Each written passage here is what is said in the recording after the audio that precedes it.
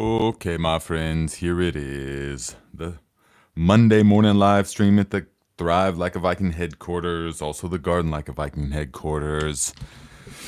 It's a little cloudy day today. We're getting a reprieve from the sun or from the heat that is coming. It is about to be in the 80s, 90s, and humid here the next couple of weeks and dry. So it looks like summertime will be here.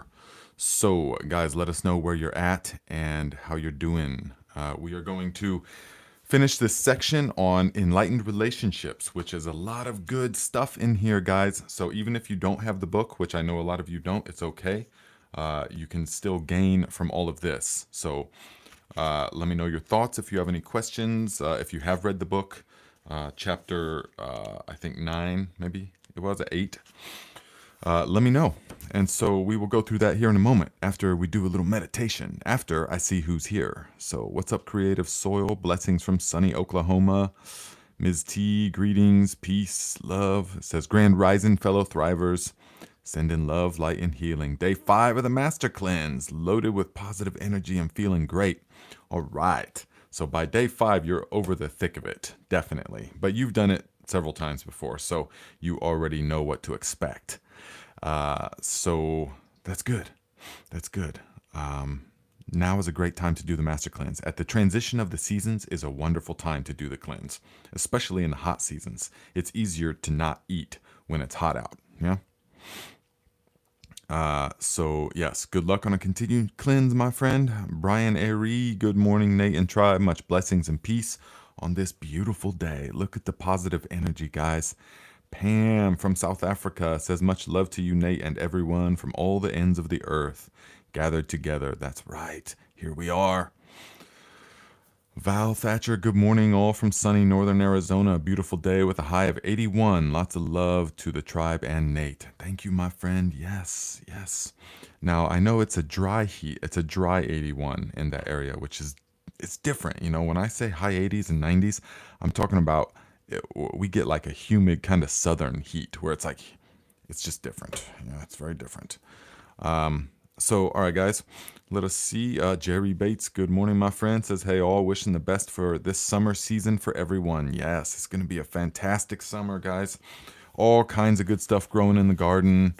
We got the chest freezer ice bath up happening, and we're taking ice baths, which it's so much easier to take an ice bath when it's blazing hot outside than when it's freezing cold all the time. So let me just real quick do the sound check before we begin. Ice bath. Okay, what did I say? What did I say, guys? Claire, hello, good to see you, my friend, says good morning. Yes, lots of good stuff. Miss KC, good morning from Atlanta. It's a nice overcast day. Here too, I love the overcast. Okay, thank you, Pam. Good. Aaron Johnson, hello, my friend, says good morning, tribe. Happy to be here today. Missed the last few. Yes, I was on the Discord chat this morning, browsing it, and the Brian Payne. I was on the Discord chat this morning, and I saw your comment. It was some time ago now about quitting smoking. So I think that we should do a next week. The topic will be how to quit smoking and other destructive habits. That's what we'll do. Okay, that's what we'll talk about, because I think it's very relevant, and all kinds of people. I mean, it all goes together. It all goes together. The practices, the meditations, this accessing the subconscious mind, it all goes together to manifest our ideal life. So we will do it. Yes. Hello, Freebird. Good to see you here, my friend. Says hello, Nate and tribe. Much love to all. Yes. Okay, so we are going to start a meditation here real quick, and then we're going to get into the book. But next week, remember, the topic is how to quit smoking and other destructive habits. So if you have experience with this, think of what to say. I want that to be an engaging one. All right, so think of your experience. You can share your experience, definitely, and see what other people will say as well. So that's good. Okay, so guys, let us just drop into the meditative state of mind for a few minutes so that we can access the power of now. Wherever you are, whatever you're doing, just stop for a moment and let us cultivate the powers of the mind. Together we take a deep breath in. Hold. Let it go. Again, breathing fully in. Hold. Let it go. Last one. Fill the lungs. Hold. Hold. Let it go.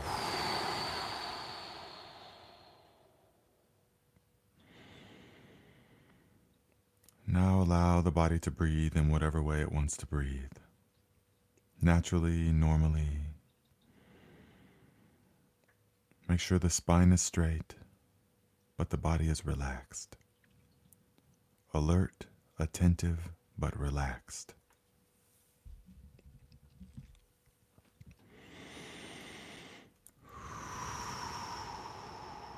Deeply relax the entire body.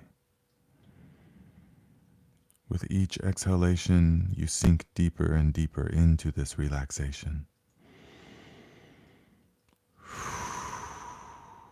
Yes.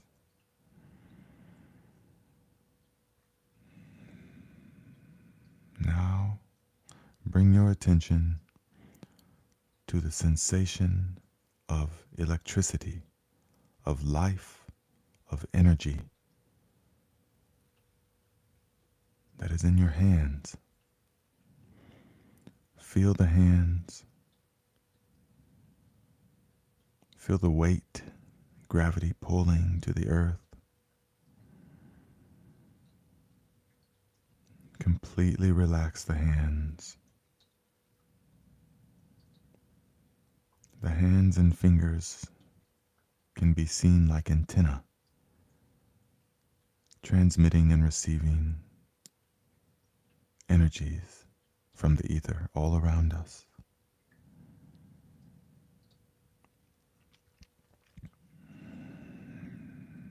Stay relaxed, but focused on the feeling of aliveness that is in the hands.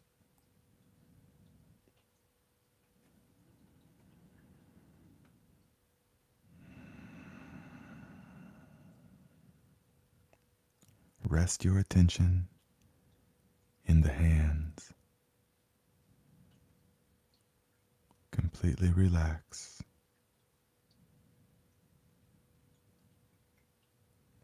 Allow the breathing to settle into a fine rhythm.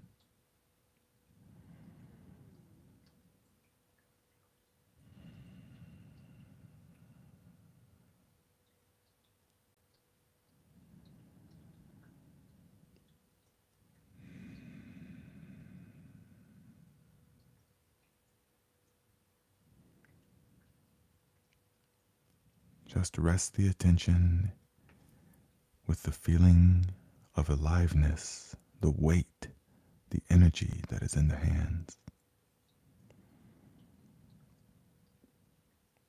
Now, some of you may notice the mind will try to pull you into engaging with other thoughts or other memories or anticipations or worries of the future.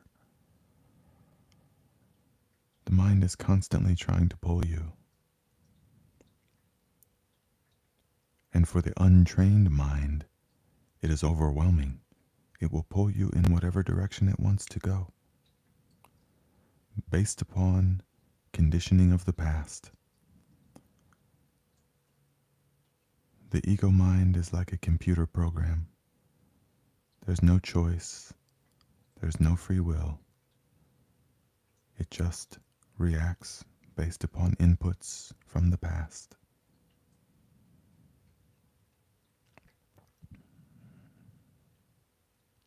Just observe, observe, observe. Watch what the mind does. Watch how the mind is uncomfortable in the silence. The ego mind says, give me something else to engage with. I need something else to engage with. No. Sit still. Rest your attention in the hands.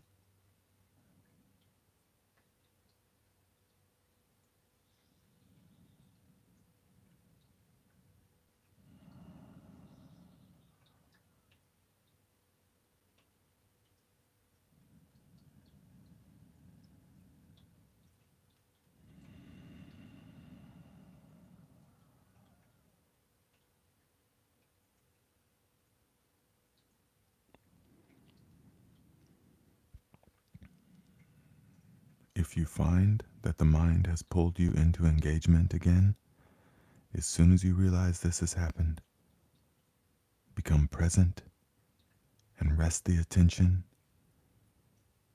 in the inner energy field, in particular the hands.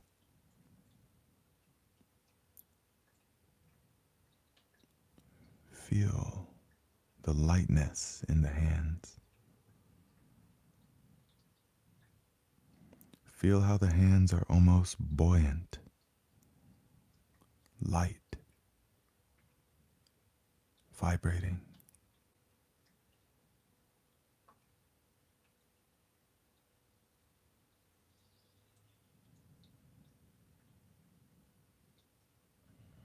Allow the body to breathe however it wants to. Make no effort. The body knows exactly how to sustain the organism. Just allow it to happen. And feel the buoyancy of the hands.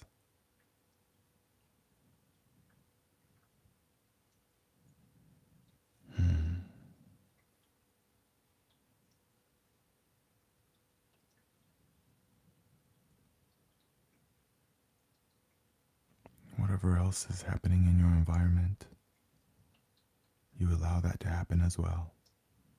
The sounds outside. The wind is blowing, the cars are passing by. Just observe without engaging in any of it.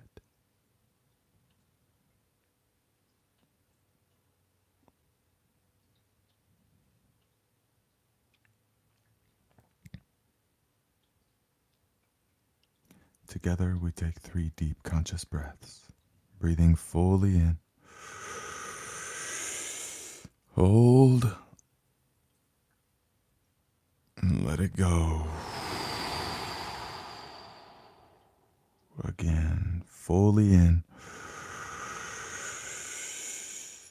Hold. And let it go. Last one, fill the lungs as deeply as you can. Hold. Hold. And let it go.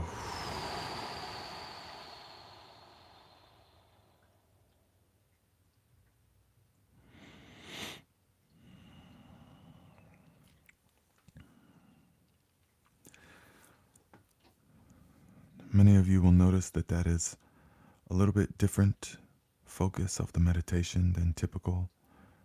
A lot of times we'll focus on the breathing, the sensation of air as it flows in and out of the body. But it's important to understand that any object, anything, can be used as the object of meditation.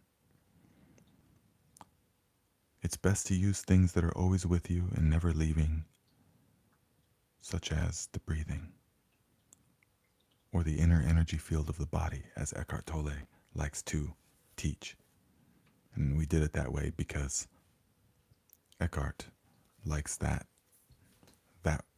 way of doing it. It's very useful, of course. But the object is still the same, the objective. You are resting the attention. The hands are a wonderful thing because they're so full of life and energy and creative potential. The human hands are a marvel of creative potential. think of what can be done with the hands. It's more than the hands, but it comes through the hands. Think if we have the dexterity of the human hands is remarkable, different from any other animal on this planet. We can wield a hammer, or we can weave a basket, or we can solder microchips. All of these things, or we can caress another person and exchange energy and love through the hands. It's remarkable. And so that's a wonderful, quick, brief meditation you can do. Take a few deep conscious breaths and rest the energy in the creative potential of the hands. It's a wonderful sensation. They're so high vibrational that they're buoyant. You can feel them. It's a wonderful feeling. It never leaves you. It's always there.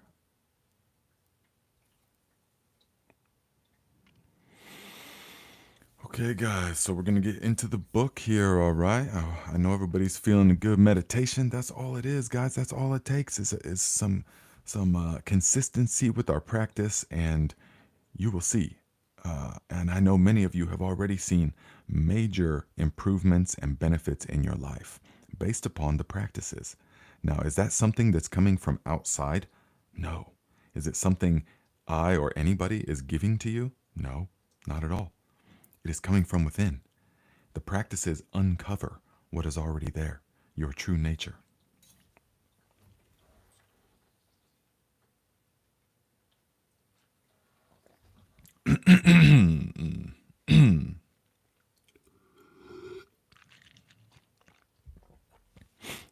Ms. T says, great meditation. Thank you, my friend. I know you're feeling it, especially on the Master Cleanse, because that body is getting cleansed. Those filters. The Master Cleanse is like changing all the fluids and filters on your car. So it's like, even if you have a Ferrari, you know, an awesome, amazing machine, if you never change the oil or the air filter or any of the fluids or the wiper blades or anything, then eventually, even if it's a Ferrari, it's going to run like crap. Yeah. Not to the fullest of its potential. You have to keep it all changed.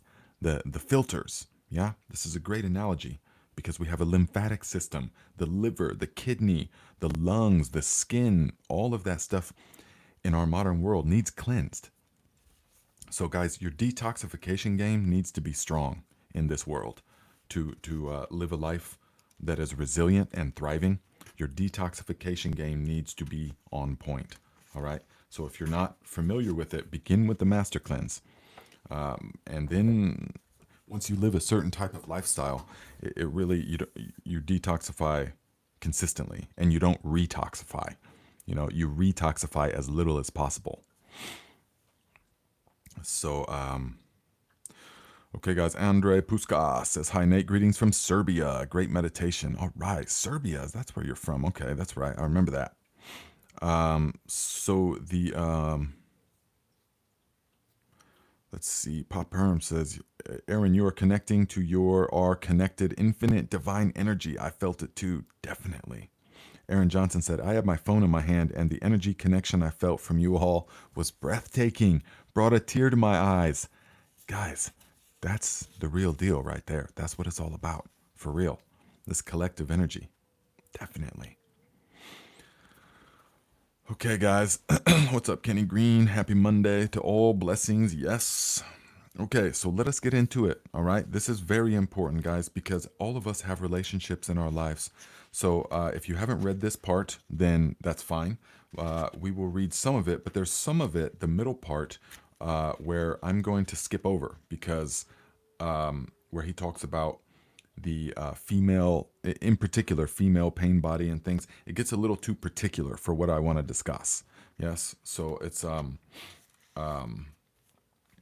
we're going to well, I've highlighted certain things. Okay, now yes, and guys, remember next week is going to be we're going to take a break from the book and we're going to do the how to stop smoking and other detrimental habits, and so there will be a lot more. There's a lot more interaction than normal, okay? But for now, we're going to do the book this week. So now, Eckhart says, when your partner behaves unconsciously, relinquish all judgment. Judgment is either to confuse someone's unconscious behavior with who they are, or to project your own unconsciousness onto another person and mistake that for who they are. Now, that sentence is very profound, as are most sentences in this book. It's straight source. Eckhart tapped in. I mean, he totally got out of the way. His ego mind completely is dissolved, and it's pure source coming through and giving this message to the people in a very concise and accurate way. So it's wonderful. It's just beautiful. So he says, relinquish all judgment. Judgment is either to confuse someone's unconscious behavior with who they are, or to project your own unconsciousness onto the another person and mistake that for who they are. Now, confuse someone's unconscious behavior with who they are. This happens all the time. And it's only now, from being on the other side of this, of the delusion, the ego mind delusion, the trick, the great magic trick. It's only now, being on the other side of it, that I can see what this actually even means. 20 years ago, when I read this book, I thought I understood, but I didn't understand. I thought, okay, so you just have to allow them to just act however they want. Okay, so if they... I didn't understand it. So to confuse someone's unconscious behavior with who they are. Now, people will act in a certain way, and they'll do things, and the ego mind will think that is who they are. That's what they are, is this bundle of activities and things that have happened.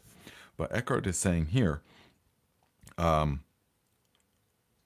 that it's so much deeper than that. Okay, well, he comments on it again here in a moment, so I'll go deeper to that in a moment. But he says, to relinquish judgment does not mean that you do not recognize dysfunction and unconsciousness when you see it. It means being the knowing rather than being the reaction and the judge. You will either be totally free of reaction, or you may react and still be the knowing, the space in which the reaction is watched and allowed to be. So when you get to the point where you are dissolved, the ego mind is dissolved, then you have a choice. You can either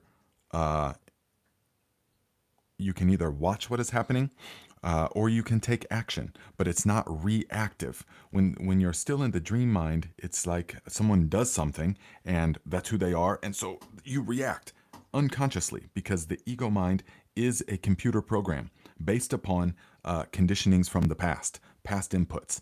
And so you really don't have a choice. You don't really have the free will. Someone acts a certain way, whoo, and all these emotions come up, and all of this reactive habit patterns come up, and you just think, that's who I am. Although you're not really thinking that. That's why it's unconscious. That you're just unconsciously assuming that's who I am because that's who they are.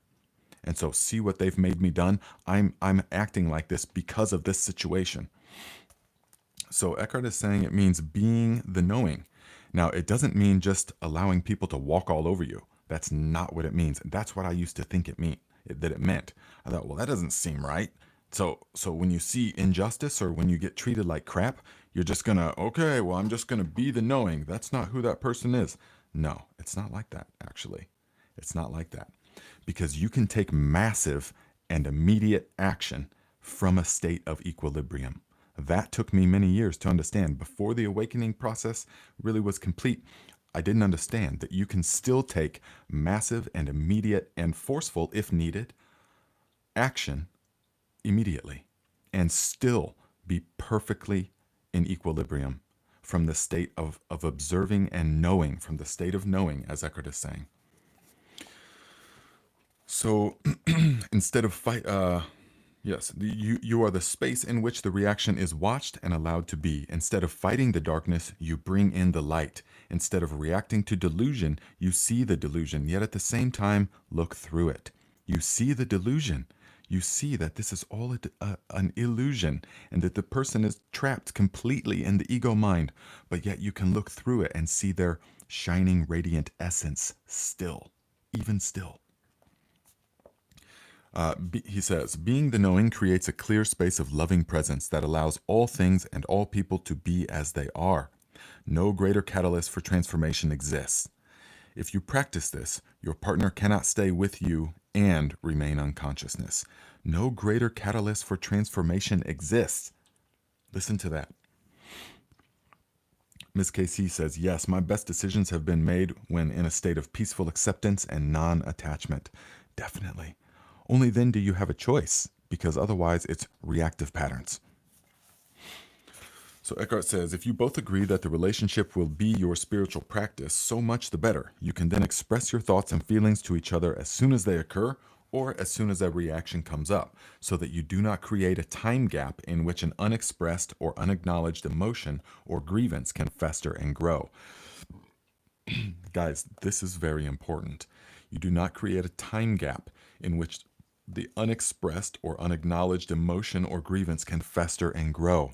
How many of you know this to be, how many of you know this from experience? Because you something will happen and okay, you've got a strong feeling or sensation about it, but no, you're just not going to say anything. You're just not going to say anything. Especially as we become what we think, the ego mind, what the ego mind thinks is more enlightened, then no, I'm just not going to say anything because I don't want to cause problem. I don't want to cause strife. No. But it just festers and it grows and it never is resolved. It doesn't go anywhere. It becomes stagnant and it turns rancid, the energy. So Eckhart says, learn to give expression to what you feel without blaming. Learn to listen to your partner in an open, non-defensive way. Give your partner space for expressing him or herself. Be present. Accusing, defending, attacking, all those patterns are designed to strengthen or protect the ego or to get its needs met, will then become redundant. So giving space to others and to yourself is vital. Love cannot flourish without it. So he says, accusing, defending, attacking, those are all patterns designed to strengthen and protect the ego. So if you're still doing those things, you can rest assured that the ego mind is still running the show, at least most of the time, or at least when you are engaged in that kind of activity. Love cannot flourish without it. When you have removed the two factors that are destructive to relationships, when the pain body has been transmuted and you are no longer identified with the mind and mental positions, meaning you're trying not to be, you don't have to be right, have to prove the other person is wrong. And if your partner has done the same, you will experience the bliss of the flowering of relationship. Instead of mirroring to each other your pain and your unconsciousness, instead of satisfying your mutual addictive ego needs, you will reflect back to each other the love that you feel deep within. The love that comes with the realization of your oneness with all that is. That is the love that has no opposite. Guys, I hope you heard that, what we just said right there, because that is absolutely the truth.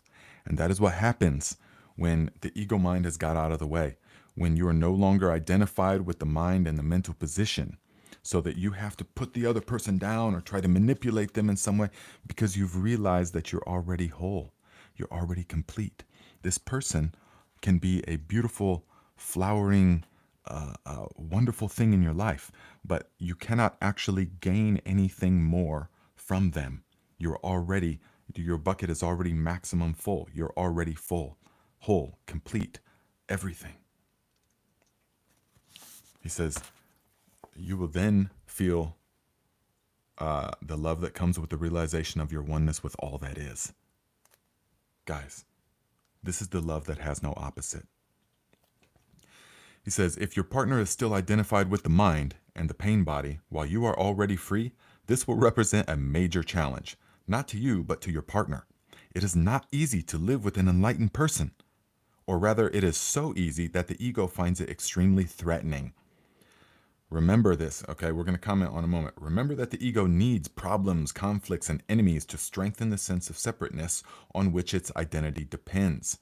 The unenlightened partner's mind will be deeply frustrated because its fixed positions are not resisted, which means they will become shaky and weak, and there is even the danger that they may collapse altogether, resulting in loss of self.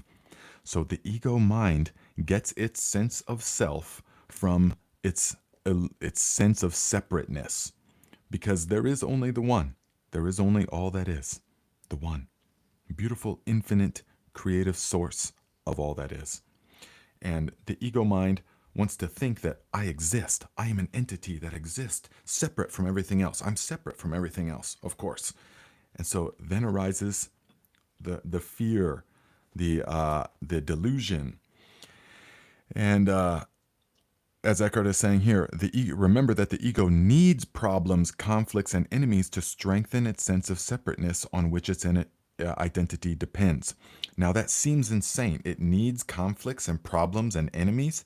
That doesn't sound right. That doesn't sound like what you want. And people that are from the ego mind, still operating from the ego mind, they will not really understand that. They will think, well, that's not what I want. No, that's not true. But the ego mind needs the problem because you're the source of the problem, my problem. Yeah, we're separate or we're different. We just don't agree in this way, in this conflict. And so you'll say something and then the other person will react and say, oh, no, but you did this and that. Why do I always have to be the one that starts it? Blah, blah, blah. Like this. The ego loves this kind of thing, even though it outwardly seems like a bunch of strife and misery and pain and drama and all that stuff. The ego mind loves it. It is feeding on it. It's back there it's just eating up all that chaotic energy. And so even people that think that they're so enlightened and stuff, they still have all this chaotic energy in their life. Well, why? Why? Where is it coming from? What the pain body is getting fed in what way? Go within and find the source. And he says, resulting in the loss of self. Now, every entity wants to survive. So the ego mind is going to want to survive. And so he's saying that it's difficult to live with an enlightened person because the ego mind is not going to get that resistance that it needs. Because to the enlightened person, the unenlightened person will come speaking some nonsense, and the awakened mind will just absorb. It just absorbs and dissolves. There's no resistance. It doesn't bounce back and say, well, no, but you're the one that is always doing this and blah, blah. And so the ego mind is like, whoa, wait a second. I'm supposed to get this reaction. I'm supposed to get this reaction that I need. It's saying this unconsciously. Yeah. I'm supposed to get this reaction that I need, and I'm not getting it. Well, this person they just don't care about me. That's a huge thing with the unawakened mind, because in the dysfunction, some people have gone their whole life thinking that anger and abuse and conflict and jealousy, all of that means he cares about me. Yeah. That the other person cares about me. So if all of a sudden the awakened person is not rebuttaling, or it's not reflecting anger and resentment or envy or jealousy, then it's like, whoa. So they stopped caring about me. No, that's the dysfunction. That's deeply dysfunctional. And so many people carry that within them. This need, this unconscious need. I don't want to say it like this, but this unconscious need to be abused in various forms. Because that's when they feel the most at home. That's when they feel loved. It's dysfunctional as all can be. But that's the way it is. The ego mind works. V.A. Green says, and even worse, if you don't, they think you don't care about them. Exactly. If you're not rebuttaling, if you're not becoming jealous, if you're not, then they think, oh, well, then you don't care anymore. So they'll try and do more things to elicit that response, that reaction. Ms. T says, the ego cannot be part of the one because it is derived sense of selfish self. That's absolutely right, my friend. And Claire says, that is the problem. The ego wants conflict when presented with another human with equilibrium. My life story. This is all very, very utopian. Humans are predators. Not sure, Eckhart.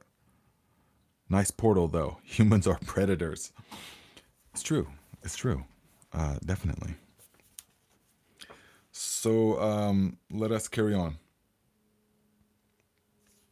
So now, having said all of that, Eckhart says, but beware. Some people who are unresponsive, withdrawn, insensitive, or cut off from their feelings may think and try to convince others that they are enlightened, or at least that there's nothing wrong with them and everything is wrong with their partner. but so this is very common, guys, and I see this a lot, especially in spiritual circles and things. It's typically the people that have all kinds of spiritual accoutrements and all kinds of tattoos. I'm so artsy and spiritual, and all these spiritual tattoos and all this jewelry and my dreadlocks and all this kind of stuff. See how awakened I am. This is I see it with people. They're just non-reactive. Yeah, but it's a fake type of enlightenment because it's actually just unresponsiveness. Yes, it's withdrawn and sensitive. So because they're not feeling, they're just cutting themselves off from the feeling that they are receiving. But if you can feel your emotions, Eckhart says, you are not far from the radiant inner body just underneath. Now, what does that mean? If you can't feel if you can feel your emotions, then you are not far from the radiant inner body just underneath. Many people do not actually feel their emotions. They are the emotion. They don't see it and feel it as something they have. They experience it as something they are. Do you understand the difference? This is the fundamental difference. Good morning, Crystal. Better late than never. This is the fundamental difference here, is that there's not the disassociation, the observer and the observed. So, yeah, I see this so many times with the fake enlightened people. So, Eckhart says, if there isn't an emanation of love and joy, complete presence and openness toward all beings, then it is not enlightenment. Straight up. Another indicator is how a person behaves in difficult or challenging situations, or when things go wrong. If your enlightenment is egoic self-delusion, then life will soon give you a challenge that will bring out your unconsciousness in whatever form, as fear, anger, defensiveness, judgment, depression, and so on. So he pretty much nails it on the head, guys. If there isn't an emanation of love and joy and complete presence and openness towards all beings, then it is not enlightenment. Now, what does that mean? Is that because you have trained yourself to act in a way that is compassionate towards everybody else? You've trained yourself to act in a virtuous way? No, that's still fake. That's still not coming from the core. The transition has not yet happened. If you have to make any effort whatsoever to try and act in a certain way, then it's not emanating from within yet. It needs to be uncovered still. And so he says, if there's not an emanation of love and joy, complete presence, and openness towards all beings, then it's not enlightenment. Now, why? Because there are no beings. There is only you. There is only the infinite mind of God. There is nothing else. There is only an illusion of separate beings. If you love yourself, if you've gone to the core and learned what it means to love yourself, then you will love all beings the same, because you see yourself as the radiant essence of each one of these apparent separate beings. It is like the waves in an ocean, which we will get to that, and I think he uses that analogy later, but it's very much like the waves of an ocean, guys. All the waves on an ocean, all the apparent separate waves on the ocean, all the waves, they rise for a little while, they crest, and then they fall back in. And they rise for a while, crest, and fall back in. Now, on the surface, it appears that there's thousands and millions and billions of different waves. But if you look just one step deeper, you will see that they are all the same water, just different temporary expressions of the water. It's very true with the human condition as well. There is only the water. There is no waves.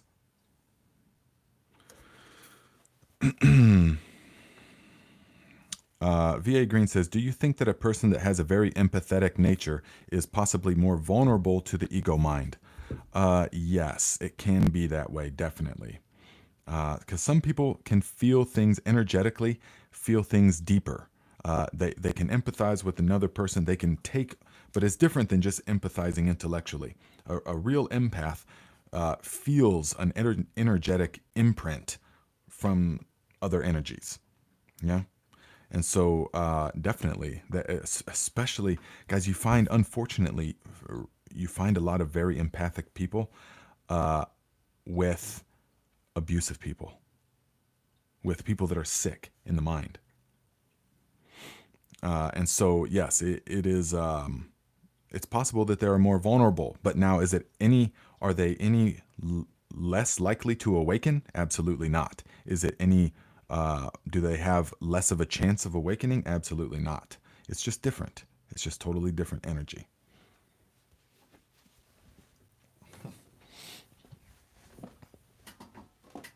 Forgot that was there.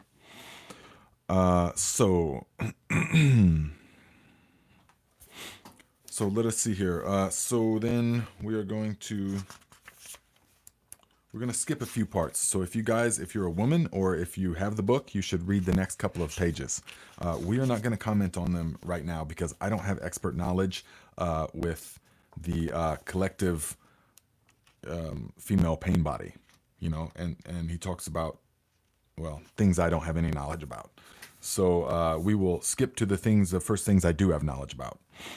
So he says, the first thing to remember is this: as long as you make an identity for yourself out of the pain, you cannot become free of it. As long as part of your sense of self is invested in your emotional pain, you will unconsciously resist or sabotage every attempt that you make to heal that pain. Why? Quite simply because you want to keep yourself intact, and the pain has become an essential part of you. This is an unconscious process, and the only way to overcome it is to make it conscious. Guys, you cannot, that is like priceless psychiatric, the essence of psychiatry. Right there.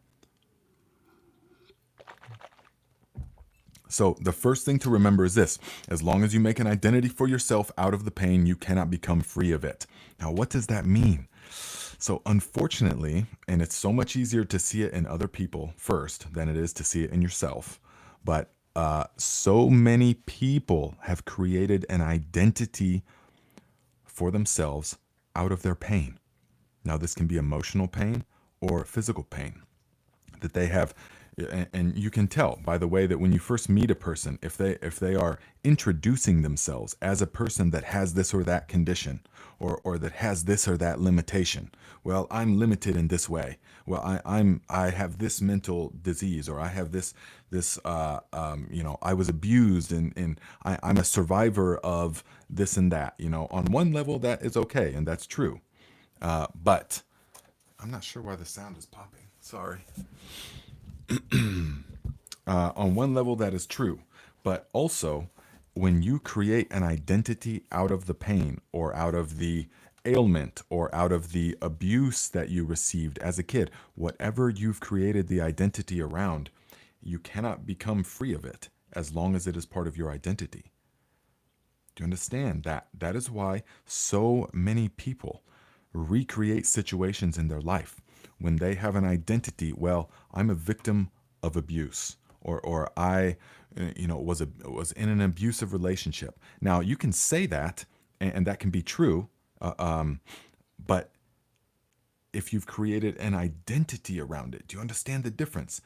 Then you will recreate that. How many, and we're just using this because this is very obvious and evident, easy to see. How many females do you know that have gotten out of an abusive relationship and right back into another one with someone else? And it's like, wait a second, and it doesn't make any sense. And even to the female or to the person, men as well, although it's less common. And to the other people, they're like, what? You just got out of this. How did you, why didn't you find someone who loves you in this way? And no, because their identity is as someone who is abused. Do you understand the difference in the identity? So as long as part of your sense of self is invested in your emotional pain, you will unconsciously resist or sabotage every attempt that you make to heal the pain. Guys, this is so true. You will unconsciously resist or sabotage every attempt made to heal that pain because the entity wants to exist. It wants to continue its life. This pain body wants to continue its life. It's not going to say, okay, well, I'm just going to dissolve. That takes something else entirely.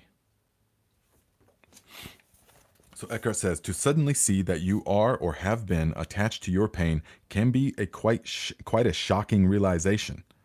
The moment you realize this, you have broken the attachment. So he says, to suddenly see that you've been attached to the pain or to the mental whatever we just talked about can be quite a shocking realization. And I know this over the years, and to the point that many people will defend their limitations. This is so common. When you start talking about ways of transformation and ways that you can totally transform your life and your whole experience of life into something that is beautiful and magnificent and healthy and full of compassion and love, when you start saying this and then you say that, well, it's because you're attached to your pain and all this, well, I mean, they will get aggressively defensive and they will fight for their limitations. Well, I can't be free from that because when I was 7 years old, this thing happened. Okay, well, that thing happened. That thing happened. But that was 35 years ago. Okay? And so now the only relevance that has is the relevance that you give it. But they can't see this because they've gone their whole life as this, with this identity as someone that this thing happened to all these years ago, or even 5 years ago.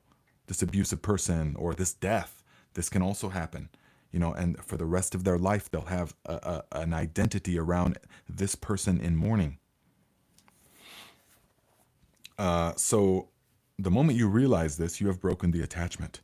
The pain body is an energy field, almost like an entity that has become temporarily lodged in your inner space. It is life energy that has become trapped, energy that is no longer flowing. And what happens to something like water? What happens to water when it no longer flows? It becomes rancid. But if it's flowing, it stays fresh and vibrant and clean and giving of life. So, of course, the pain body is there because of certain things that happened in the past. It is the living past in you, and if you identify with it, you identify with the past. Now listen here. A victim identity is the belief that the past is more powerful than the present, which is the opposite of the truth. Listen. A victim identity is the belief that the past is more powerful than the present, which is the opposite of the truth. It is the belief that other people and what they did to you are responsible for who you are now, for your emotional pain or your inability to be your true self. The truth is that the only power there is contained within this moment. It is the power of your presence. Once you know that, you also realize that you are responsible for your inner space right now. Nobody else is. And that the past cannot prevail against the power of the now. It cannot. This is beautifully poetic. I mean, it is so unbelievably true. So it's, well, I'll comment on this in a moment. Eckhart says, so identification prevents you from dealing with the pain body. Okay. Some women who are already conscious enough to have relinquished their victim identity. So we skipped through the woman part, but we'll talk a little bit about it here. All right.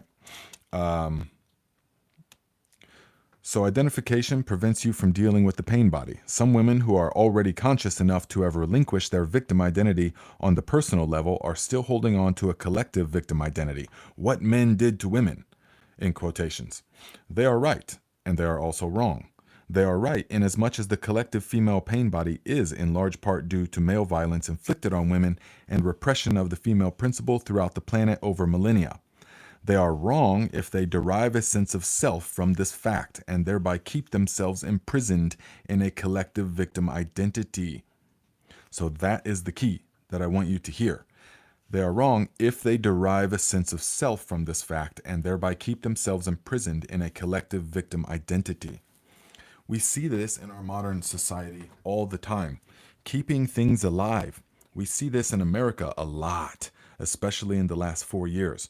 We see keeping things alive, in particular racial things, gender things in American culture now, just keeping it at the forefront, keeping it as alive as possible, instead of letting the whole thing just dissolve and die where it belongs.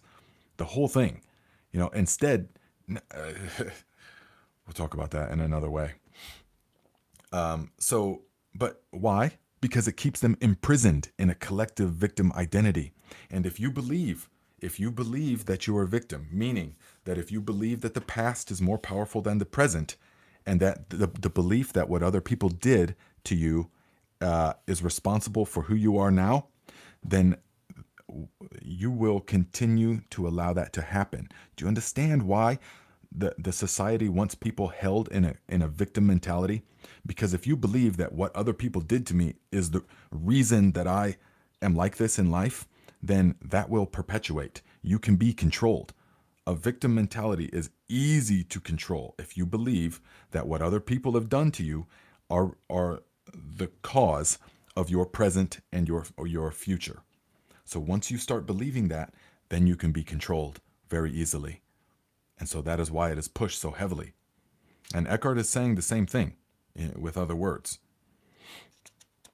The truth is that the only power there is contained within this moment, the power of now.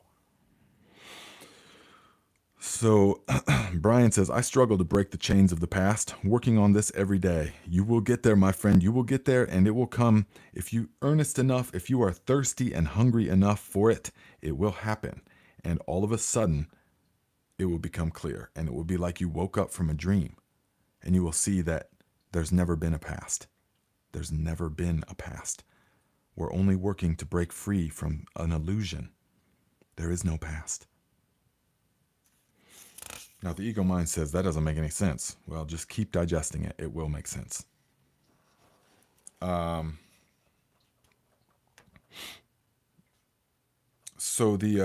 we got a few more pages here. Let's see.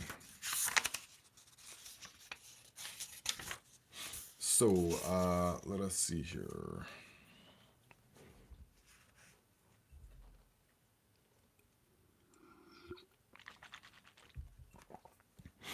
So the Crystal says, so many people that I know who have died from drug addiction and something terrible happened to them as children. Yes, had something terrible happen to them as children. They become a lifetime victim. They just could not let go.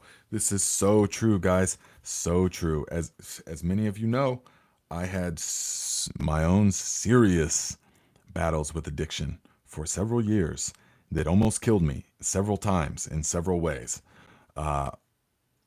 And so I know that you have to go deep within and you have to resolve that. You have to face it all. And you have to come to the present moment and realize nothing that ever happened in the past has any power to control you in any way. Neither does anyone else. You are the master and commander of your life. To a lot of people, that's scary news because that puts the responsibility of their life directly on them. Well, I'm a drug addict because I was sexually abused as a kid. Or something like this. Okay, well, that's very unfortunate that happened to you, but that's not why you're a drug addict. You're a drug addict because you continue to consume drugs right now. It's not because of what happened 47 years ago, or 20 years ago, or 5, or last year. It's not about any of that. That doesn't have the power. So waking up to that, okay. So, last couple pages. Eckhart says, give up the relationship with yourself. The questioner says, when one is fully conscious, would one still have a need for a relationship? Would a man still feel drawn to a woman? Would a woman still feel incomplete without a man? Enlightened or not, listen, Eckhart, like spitting facts before it would get you canceled. Eckhart says, enlightened or not, you are either a man or a woman. So on the level of your form identity, you are not complete. You are one half of the whole. This incompleteness is felt as male-female attraction, the pull towards the opposite energy polarity, no matter how conscious you are. He says this, no matter how conscious you are. But in that state of interconnectedness, you feel this pull somewhere on the surface or periphery of your life. Anything that happens to you in that state feels somewhat like that. The whole world seems like waves or ripples on the surface of a vast and deep ocean. Listen to this, guys. Envision a vast and deep ocean.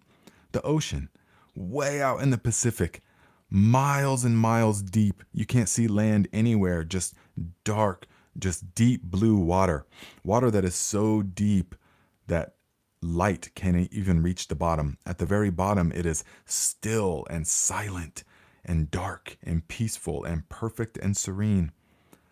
Now, at way up at the surface, there's all the activity, the waves, the storms, the ripples, the cargo ships, the whales and the sharks and all that stuff. It's just on the tiny, tiny, tiny little surface of the vast, deep ocean. Now, when you come into the full realization of who you are, when you remember what you actually are, you know yourself as an ocean more vast than you could even comprehend.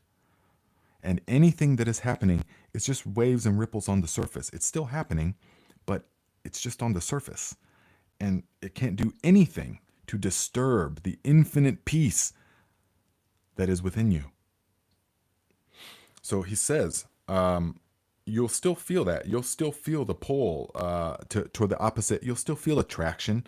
Attraction to the opposite energy polarity doesn't just vanish, but it will be on the peripheral of your life. So you can choose if you want. If it's something healthy and beautiful, you can choose to indulge and to go in and play with that relationship and to feel all the emotions, to feel everything that life is gifting you. All of these wonderful emotions and these feelings and these sensations, you can choose then to consciously go and experience and to play with that. It's like a playground. It's beautiful, beautiful, but you're not bound to that anymore. You're not bound to the outcome. You're not bound to the other person as the source of your salvation. Oh my gosh, without that person is the source of my happiness. No, not at all.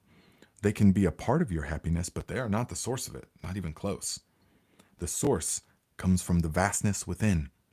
And there's a freedom in that. There's such a freedom in that. There's a non-neediness in that. And that's very attractive to the opposite energy polarity. So he says, you are that ocean, and of course you are also a ripple, but a ripple that has realized its true identity as the ocean. And compared to that vastness and depth, the world of waves and ripples is not all that important. I mean, it's important, but not all that important, because there's the vastness and the depth of all that is.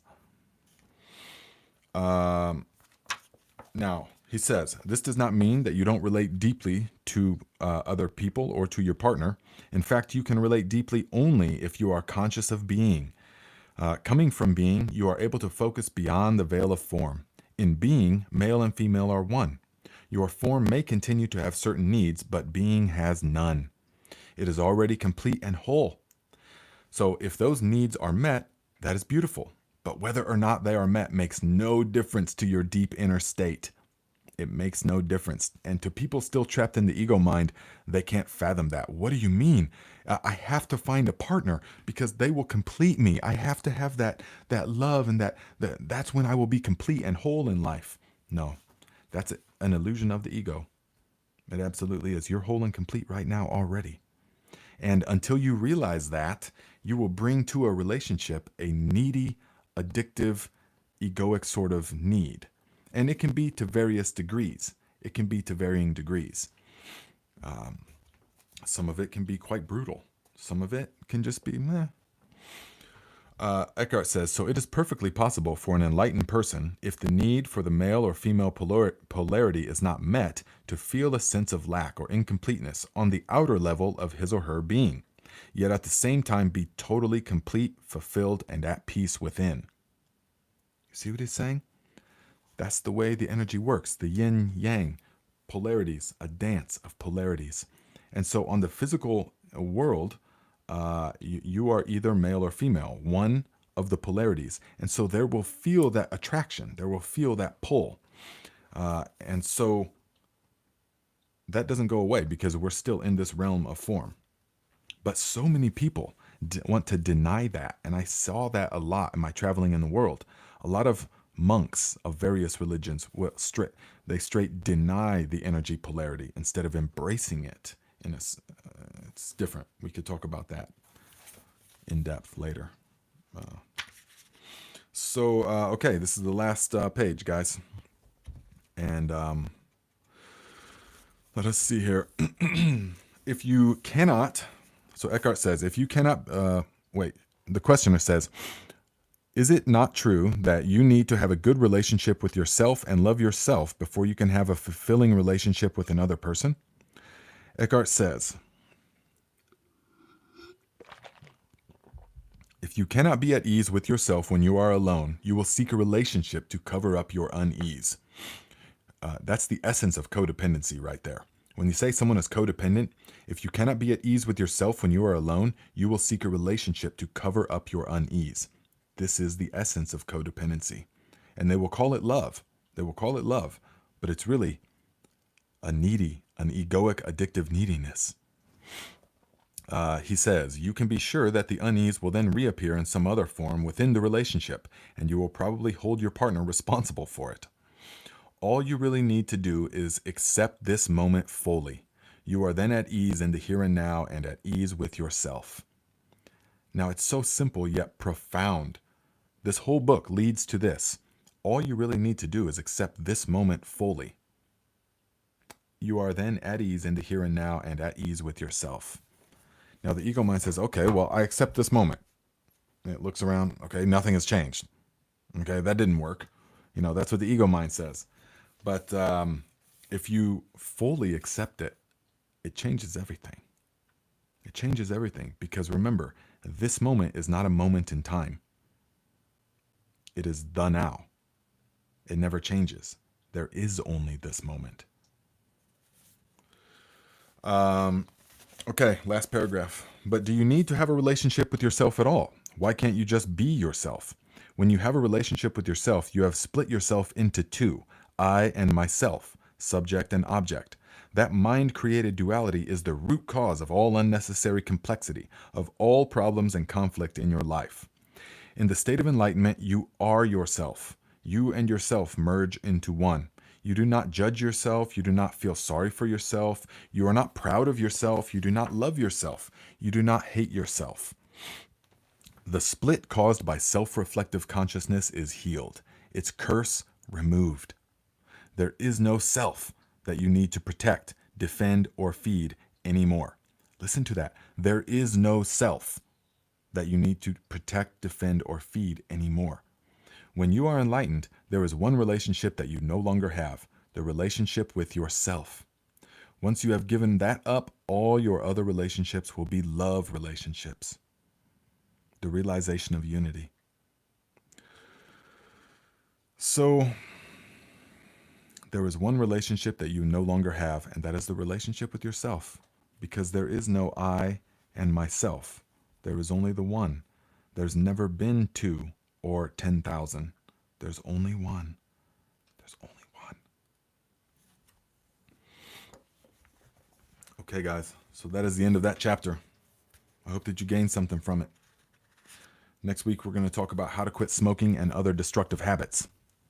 So, let's see here. Everyone's talking about Crystal. Sorry for your loss. What loss?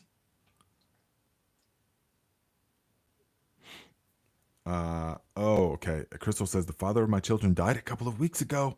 His pain body controlled his life. Oh, I'm sorry to hear that. Wow.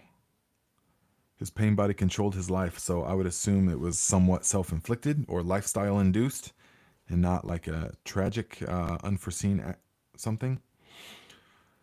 Yes. Sorry for your loss. So... Okay, guys. So let's see here. Let's see if we missed anything. Oh, Graham says, hi, Nate. Primary school, as it's called here, your first school as a child was one of the most traumatic experiences for anyone, especially here in Ireland. Man, don't even get me started on school. School, immediately get them in there as young as possible and start conditioning them to be workers, to be worker bees. Get them in there, get them conditioned right away. Yeah, very traumatic. So...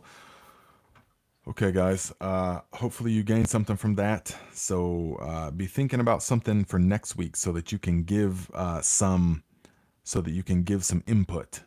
Yeah, when we talk about addiction and how to overcome, right? Infinite Spirit goes before me and opens the way. Infinite wisdom tells me what to do and what to say. Infinite Spirit goes before me and opens the way. Infinite wisdom tells me what to do and what to say. Infinite Spirit goes before me and opens the way. Infinite wisdom tells me what to do and what to say. Yes, my friends.